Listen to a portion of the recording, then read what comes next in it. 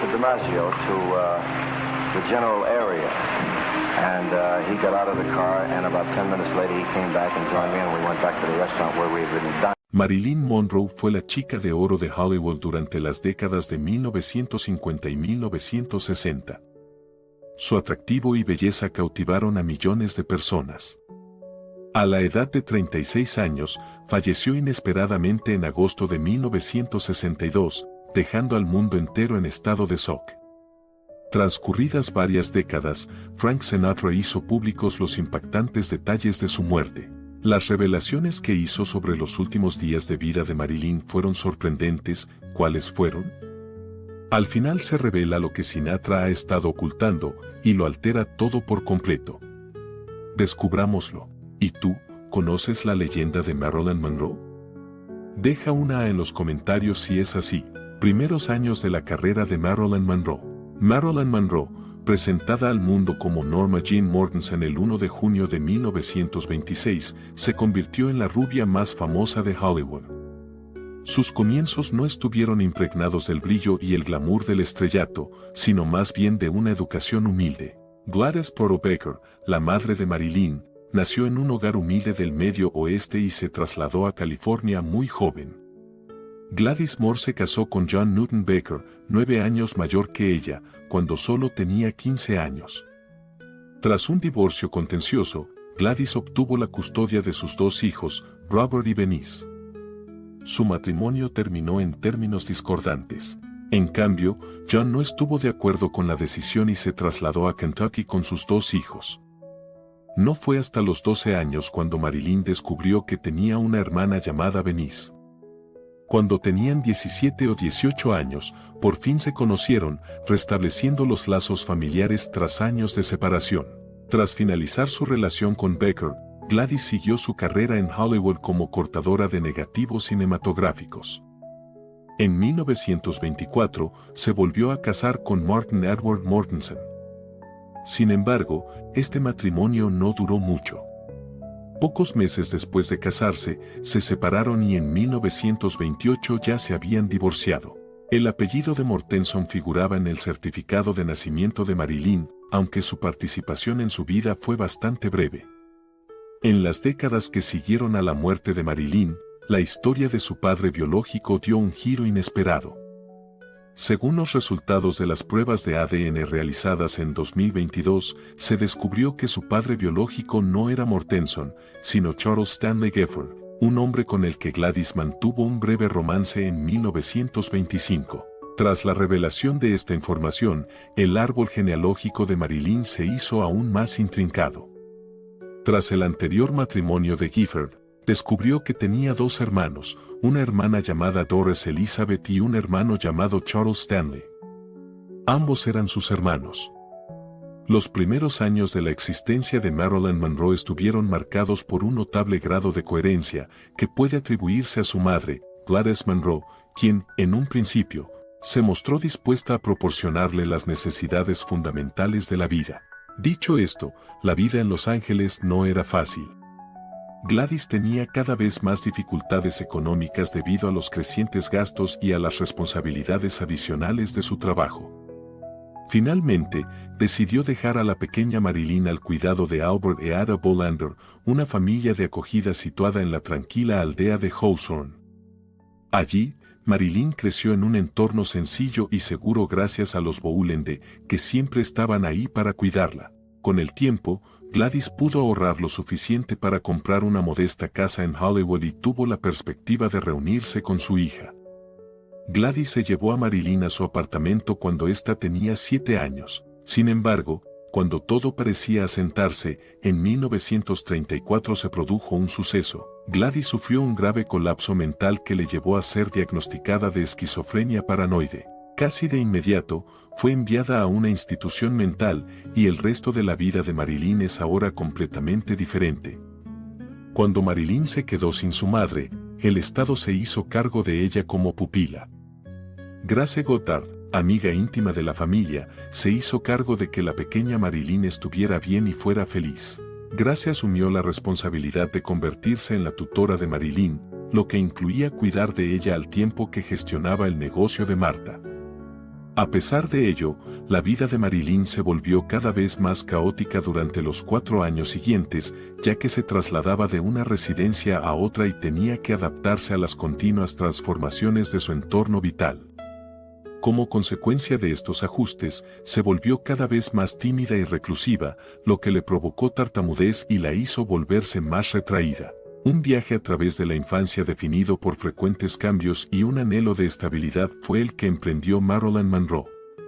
Tras el colapso mental de su madre, Marilyn se trasladó a varios lugares diferentes, incluido un breve paso por el hogar de huérfanos de Los Ángeles, en el segundo piso. Este fue un momento difícil para ella. Aunque Marilyn permaneció en el orfanato hasta el verano de 1937, durante el cual vivió con los Goddard y ocasionalmente con otros parientes en las zonas de Los Ángeles y Compton, empezó a fantasear con seguir una carrera en la industria del espectáculo. A menudo afirmaba que se sentía atraída por el mundo de la belleza porque le proporcionaba algo que su vida real no le ofrecía. El cine se convirtió en una vía de escape para ella, un contraste tranquilizador con la tumultuosa realidad que la rodeaba. Cuando Marilyn se mudó a casa de la tía de Grace en septiembre de 1938 y empezó a asistir a la Emerson Junior High School, pudo establecer una sensación de estabilidad en su existencia. Habiendo demostrado sus dotes para la escritura, llegó incluso a ser miembro del periódico escolar. Sin embargo, a pesar de sus habilidades, su rendimiento académico se mantuvo a la par de la norma. A principios de 1941, Marilyn volvió con los Goddard cuando la salud de su nuevo tutor empezó a deteriorarse. Tras tomar esta decisión, se matriculó rápidamente en el Instituto Van Nuys. Otro cambio significativo se produjo en el año 1942. Al marido de Grace le ofrecieron un puesto en Virginia Occidental. Para asegurarse una vida estable y evitar tener que volver a los hogares de acogida, Marilyn tomó una importante decisión sobre su futuro. Marilyn Dougherty, vecina de los Goddard, se casó con ella. El matrimonio de Marilyn no ofreció el entusiasmo que ella esperaba. Poco después, descubrió que estaba aburrida e insatisfecha. En 1943, Dougherty se alistó en la Marina Mercante y ambos se trasladaron solos a la isla Catalina. Marilyn ignoraba por completo que este traslado pronto supondría un nuevo capítulo en su vida, así como sus primeros pasos para convertirse en una actriz famosa. Empezando por el modelaje y siguiendo con la actuación. Marilyn Monroe permaneció en compañía de la familia de su marido y consiguió empleo en la Radio Plane Company, un fabricante de armamento situado en Van Nuys, durante el mes de abril de 1944, cuando James Dougherty estaba destinado en todo el Pacífico. En ese lugar, hacia finales del año 1944, tuvo un encuentro casual con el fotógrafo David Conover.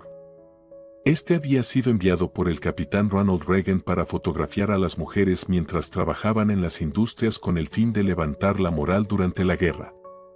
La belleza de Marilyn dejó una huella indeleble, aunque sus fotografías no llegaron a la selección final. Tomó la decisión de abandonar la empresa en enero de 1945 y comenzó a trabajar como modelo para Conover y otras empresas a pesar de que su marido estaba en contra. En agosto de 1945, Marilyn dio un paso aún más audaz al inscribirse en la Blue Book Model Agency. La agencia de modelos descubrió que era atractiva como modelo pin-up. Se alisó el pelo y se lo tiñó de rubio platino para modificar su aspecto y resultar más adecuada para el papel. Poco después, Marilyn se convirtió en una de las modelos más notables de Blue Book y, a principios de 1946, ya había aparecido en las portadas de la friolera de 33 revistas. Como a veces se hacía llamar Jane Norma, se hizo famosa por su carisma y su dinamismo. Su inquebrantable compromiso atrajo la atención de Emmeline Snavely, propietaria de la empresa, quien la animó a seguir luchando por un éxito aún mayor. Con el apoyo de Snively, Marilyn firmó un contrato con una agencia de actores en junio de 1946. Aunque su primera entrevista con Paramount Pictures no salió según lo previsto, consiguió rápidamente un puesto en 20th Century Fox. El ejecutivo Van Leyen reconoció su talento y la invitó a participar en una prueba de cámara. En agosto de 1946, Marilyn obtuvo un contrato normal de 6 meses, a pesar de que el presidente del estudio, Darryl F. Zanuck, no estaba muy entusiasmado con la idea. Zanuck no estaba muy entusiasmado con el acuerdo. Para conmemorar el comienzo de su andadura en Hollywood, eligió actuar bajo el nombre artístico de Marilyn Monroe. Esta elección estuvo influenciada por la actriz de Broadway Marilyn Miller, así como por el apellido de soltera de su madre. Así nació una nueva estrella. Un capítulo de la vida de Marilyn Monroe se detuvo en septiembre de 1946, cuando se divorció de James Dougherty, poniendo fin a un matrimonio que ya no era fuente de inspiración para ella.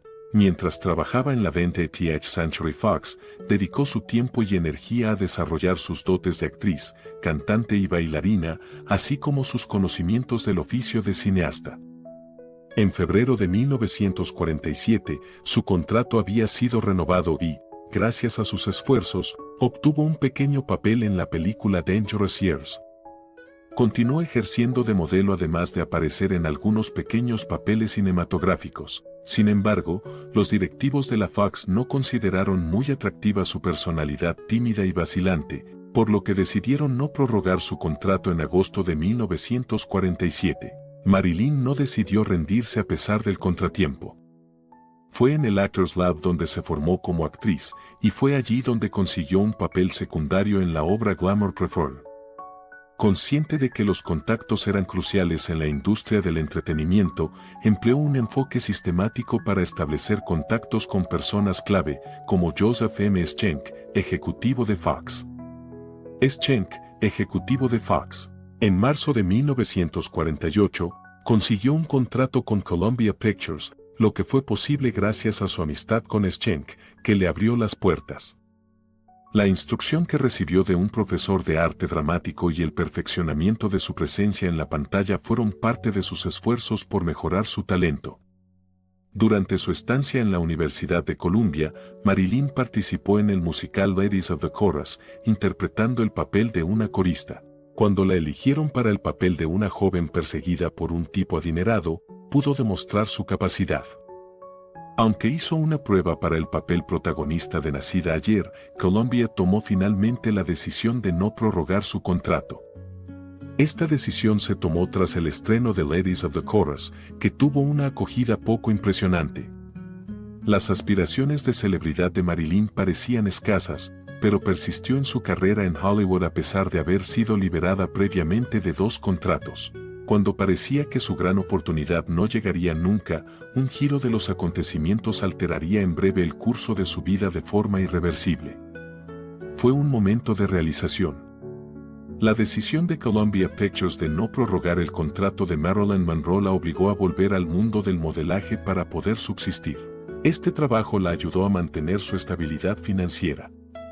En cuanto se presentó a Johnny Hale, el poderoso vicepresidente de la agencia William Morris, empezó a ver un cambio en su suerte, y debió que Marilyn tenía una cualidad única y, como resultado, se convirtió no solo en su maestro, sino también en su relación romántica. Con la ayuda de los contactos de Ide, Marilyn consiguió papeles menores pero significativos en películas como All About Eve, Eva al desnudo, y el clásico de cine negro de Asphalt Jungle, La jungla de asfalto, dirigida por John Huston en el año 1950. Su notable aspecto captó la atención de los espectadores y marcó el inicio de la transición de Marilyn de modelo a actriz, aunque su tiempo en el cine fue bastante limitado. Hacia diciembre del año 1950, Ide se esforzó por negociar un importante contrato de 7 años para ella con la 20th Century Fox. Desgraciadamente, sus intenciones se vieron truncadas cuando falleció trágicamente de un ataque al corazón pocos días después. Marilyn continuó con su vida y, finalmente, en 1951 encontró su sitio apareciendo en papeles secundarios en comedias de la Fox. Dada su creciente popularidad entre el público, la publicación militar Stars and Stripes le concedió el título de Miss Cheesecake en 1951. Honor especialmente apreciado por los militares que servían en la Guerra de Corea. En febrero de 1952, la Asociación de la Prensa Extranjera de Hollywood le concedió el título de Mejor Joven Personalidad de Taquilla, debido a su creciente fama. Su vida privada también fue un hervidero de actividad, ya que recientemente había iniciado una relación de alto nivel con el legendario jugador de béisbol Joe DiMaggio. Las luchas y los retos de Marilyn Monroe. Iba camino de convertirse en la próxima gran celebridad de Estados Unidos. Jackie Monroe. Fue en marzo de 1952 cuando Marilyn Monroe se vio envuelta en su primer gran escándalo. Durante el año 1949, se informó de que había aparecido en un calendario artístico en el que aparecía ella. Marilyn y su estudio adoptaron una estrategia sorprendente, en lugar de ocultar o negar la naturaleza de la situación. Decidieron ser francos al respecto. Afirmó que necesitaba el dinero en ese momento, lo que le granjeó el apoyo y la compasión de la gente. Su honestidad conquistó a la gente, lo que provocó un auge de su popularidad. Casi inmediatamente después, apareció en la portada de la revista Life, que se refirió a ella como la comidilla de Hollywood. La columnista Hannah Harper la bautizó como la reina de las tartas de queso y se refirió a ella como un éxito de taquilla. Don't Bother to Knock, Clash by Night y We're Not Married fueron las 3 películas que su estudio estrenó a toda prisa en respuesta al entusiasmo que las rodeaba. Para entonces, su reputación como icono sexual se había consolidado, y sus fotografías como modelo estaban por todas partes. Sin embargo, Marilyn deseaba ser reconocida por algo más que su aspecto físico. Era su forma de demostrar que era una artista seria. Decidió matricularse en clases de interpretación con la esperanza de ampliar sus capacidades y obtener reconocimiento por su don. En el fondo, Marilyn lo estaba pasando mal. Tuvo problemas personales y abusó de las drogas, lo que en ocasiones repercutió en su vida profesional. Mientras trabajaba en el plató, otros intérpretes y miembros del personal empezaron a percibirla como alguien con quien era difícil colaborar. A pesar de estos obstáculos, el año 1953 fue decisivo en su vida profesional. Estableció su característico estilo preciosista interpretando a una seductora mujer fatal en la película Noir Niagara, que fue también la película en la que debutó.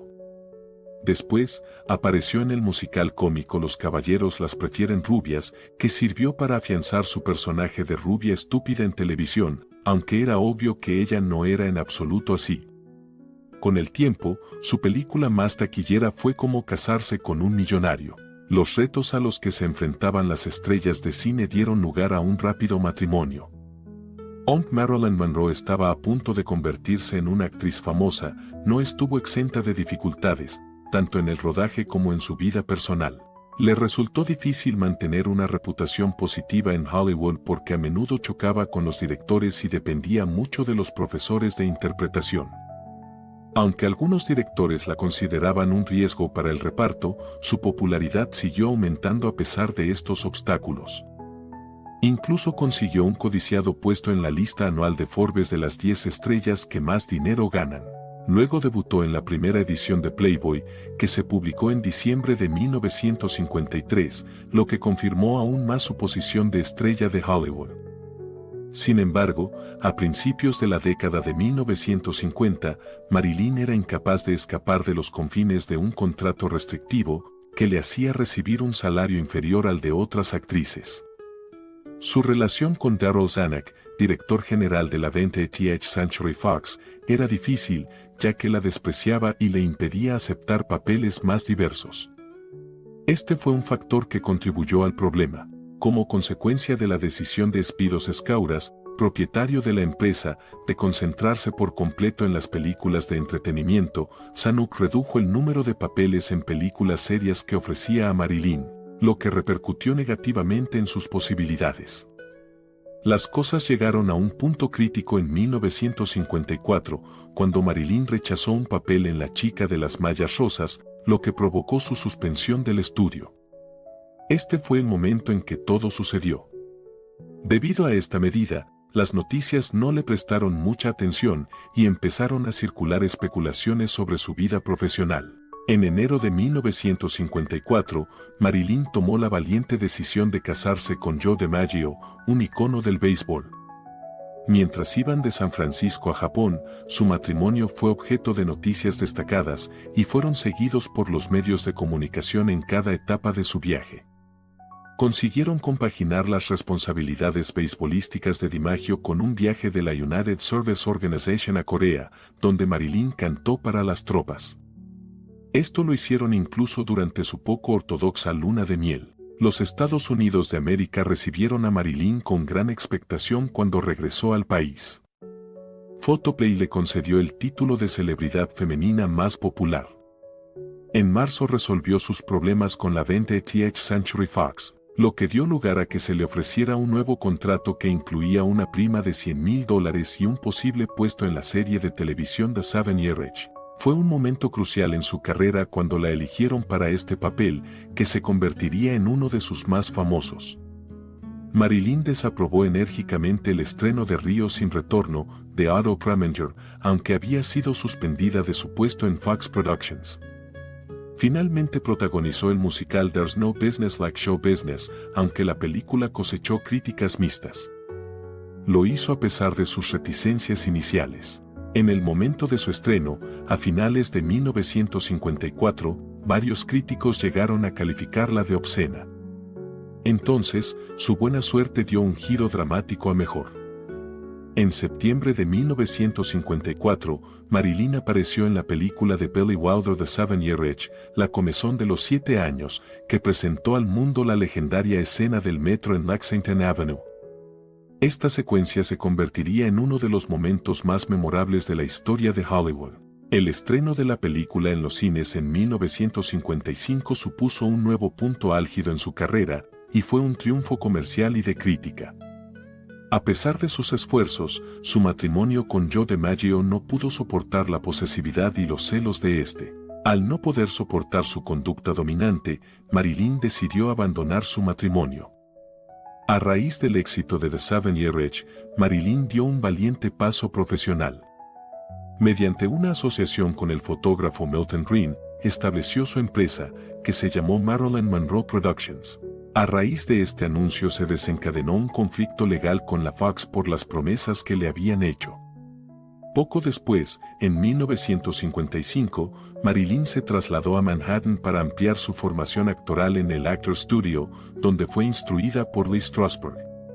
Los consejos de Strasberg tuvieron un efecto transformador en su vida personal y profesional, sobre todo cuando atravesaba el proceso de divorcio de DiMaggio. Durante este mismo periodo, Marilyn también entabló un estrecho contacto con Marlon Brando e inició una relación romántica con el escritor Arthur Miller. Esta relación causó sensación cuando Miller fue investigado por posibles afiliaciones comunistas. Sin embargo, Marilyn no se inmutó y en 1955 sorprendió a todos firmando un nuevo contrato con 20th Century Fox que duró 7 años. El hecho de que Marilyn Monroe pudiera trabajar con Marilyn Monroe Productions y recuperar el control de su proceso creativo gracias a este contrato supuso una importante victoria para su independencia. 1956 fue un año en el que el éxito de Marilyn siguió disparándose. A su boda con Arthur Miller le siguió su actuación en la película Bus Stop, que fue un escaparate de sus dotes teatrales y una película que cautivó a espectadores y críticos. Como resultado de su actuación, fue nominada a un Globo de Oro, demostrando que era importante fuera del ámbito de Hollywood. Era una actriz que quería hacerse un nombre. Marilyn empezó a trabajar en su primer proyecto en solitario, El Príncipe y la Corista, en octubre. Laurence Olivier, un gran actor, también participó en la producción. Durante su rodaje, la película se convirtió en una de las favoritas de los fans en Europa, mostrando su notable tenacidad y su encantadora personalidad. Sin embargo, Marilyn atravesaba momentos difíciles entre bastidores. Su salud empezó a deteriorarse en 1957 y se vio obligada a dejar de trabajar. Sin embargo, su recuperación fue extraordinaria. La película Some Like It Hot supuso su regreso a la gran pantalla en 1959, se convirtió en un clásico instantáneo y le valió un Globo de Oro, consolidándola definitivamente como uno de los iconos más apreciados de Hollywood. Aunque la producción fue exigente, la película se convirtió en un icono casi de inmediato. En su siguiente y última película, The Misfits, interpretó el papel de una mujer divorciada que busca compañía en unos vaqueros cada vez más viejos. Su matrimonio con Arthur Miller se estaba desmoronando, y la foto era un reflejo de su vida personal en aquel momento. Miller había desarrollado una sólida relación con el fotógrafo Ian G. Morad, y el 29 de junio de 1961 la pareja se divorció en el estado de Nevada. A pesar de estar lidiando con problemas personales, la actuación de Marilyn fue honesta y genuina, lo que cosechó los aplausos del público. En 1961, los problemas de salud de Marilyn se habían agravado. Cuando fue enviada al hospital por depresión, descubrió consuelo en los lazos que compartía con Joe DiMaggio y Frank Sinatra. Su traslado a California fue definitivo y tuvo lugar ese mismo año. Su capacidad de recuperación se puso de manifiesto una vez más cuando hizo una gran reaparición pública en 1962, a pesar de estar aquejada de una enfermedad. Fue galardonada con un Globo de Oro por su excepcional interpretación. Marilyn Monroe está muerta. Marilyn Monroe fue descubierta muerta en su dormitorio. A principios de 1962, Marilyn Monroe empezó a trabajar en la película Something's Gotta Give. Sin embargo, sus problemas crónicos de salud le causaron desavenencias con la 20th Century Fox.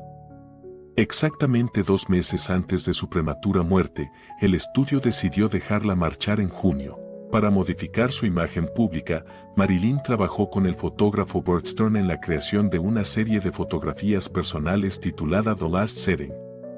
Estas fotografías se publicaron después de su muerte. En un irónico giro de los acontecimientos, la Fox no tardó en arrepentirse de su decisión de despedirla y reabrir las negociaciones, pero la oportunidad de reconciliarse llegó demasiado tarde. Marilyn residió en el barrio de Brentwood de Los Ángeles durante los últimos meses de su vida. Eunice Murray, que trabajaba como ama de llaves, continuó pasando la noche del 4 de agosto de 1962. A eso de las 3 de la madrugada, Eunice se preocupó al no poder recibir respuesta del dormitorio cerrado de Marilyn. Llamó al psiquiatra de Marilyn, el Dr. Ralph Greenson. Dr. Ralph Greenson, que acudió inmediatamente después de recibir su mensaje. Entonces, el médico de Marilyn, el Dr. Haman Engelberg, vino y comprobó que había fallecido.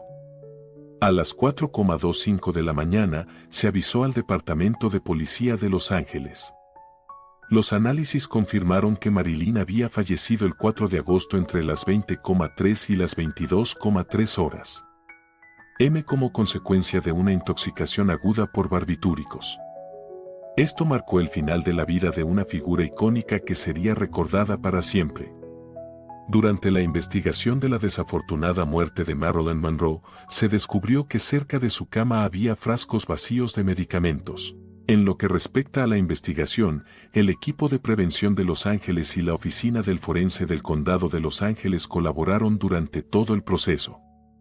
Los médicos que trataron a Marilyn ofrecieron algunas pistas sobre sus continuas dificultades con la ansiedad y la desesperación, así como sobre su historial de sobredosis. Como resultado de estas consideraciones y de la ausencia de indicios de juego sucio, el forense adjunto Thomas Noguchi llegó a la conclusión oficial sobre la causa de la muerte de Marilyn Monroe.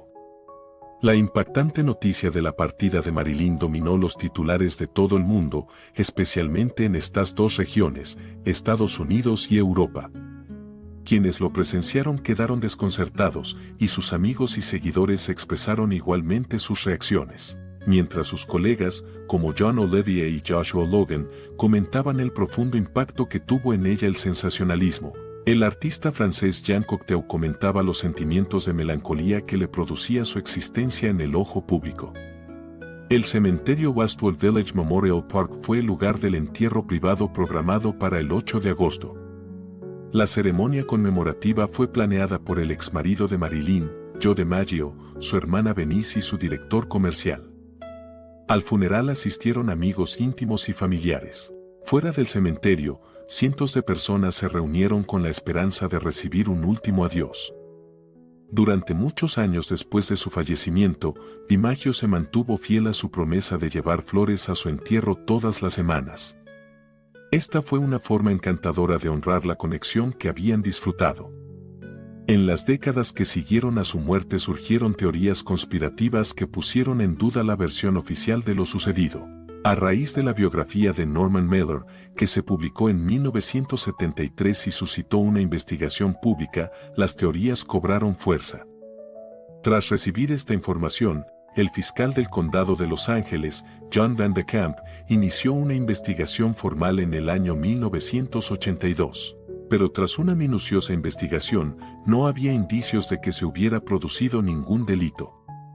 Frank Sinatra revela la verdadera razón del fallecimiento de Marilyn, confirmando así los resultados de la investigación inicial sobre su triste muerte. Durante sus últimos años, Frank Sinatra reflexionó con frecuencia sobre el amor, el dolor y las profundas amistades que había experimentado a lo largo de su vida, en particular su relación con Marilyn Monroe. En su biografía titulada Sinatra and Me in the Wee Small Hours, Tony Oparezano, que era amigo íntimo de Sinatra y había trabajado anteriormente como road manager, aportó algunas ideas. Al parecer, Sinatra expresó sus reservas sobre las circunstancias que rodearon el desafortunado fallecimiento de Marilyn, tal y como afirma Opetisano. Pensó que su fallecimiento podría haber sido algo más que un simple accidente y que era demasiado extraño como para ignorarlo por completo. Opetisano afirma que la relación entre Sinatra y Marilyn se basaba en una verdadera amistad, contrariamente a la creencia generalizada de que ambos mantenían una relación amorosa. La belleza y el sentido del humor de Marilyn eran dos cosas que gustaban a Sinatra, pero él pensaba que era demasiado frágil para una relación casual. Confió a Sinatra algunas de sus relaciones más secretas, como sus encuentros con el presidente John F. Kennedy y su hermano, Robert Kennedy. Marilyn tenía una profunda confianza en Sinatra y le confiaba ciertas relaciones. Tras la repentina ruptura de esos lazos, confió a Sinatra el desconcierto y el dolor que sentía al verse separada de esas relaciones. Durante el fin de semana en que Marilyn falleció inesperadamente, se alojó en el Conedo Lodge de Sinatra, situado cerca del lago Tahoe. La mayoría de la gente ignoraba que Marilyn tenía la intención de dar una conferencia de prensa la semana siguiente para proclamar que se había reconciliado con Joe DiMaggio, su antiguo marido. A raíz de la revelación, varias personas cercanas a los Kennedy temieron que Marilyn divulgara sus anteriores relaciones con ellos. Sinatra estaba seguro de que Marilyn nunca revelaría lo de los Kennedy, aunque seguía sintiendo afecto por John a pesar de la ansiedad que sentía.